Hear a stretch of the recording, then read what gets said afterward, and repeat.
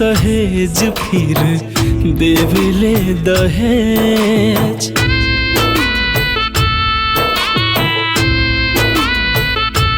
पहले रखेले सहेज फिर देवेले दहेज।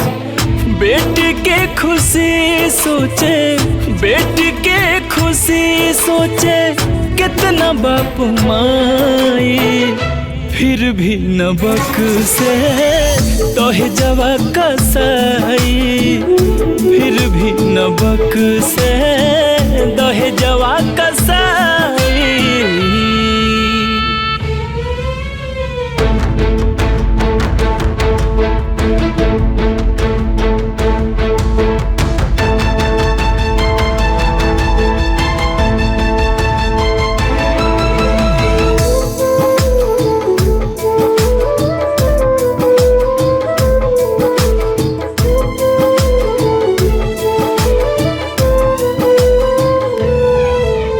छोटे छोटे चीज के लेके मांग कर ले हो, जबरी फोन करे खातिर परेशान कर ले। कोसे रात दिन सभेज के मौका जब मिले, साथ सही के कितना, साथ सही के कितना बिया है बाप माई, फिर भी न बख्शे दहेजवा कसाई, फिर भी न बख्शे दहेजवा कसाई।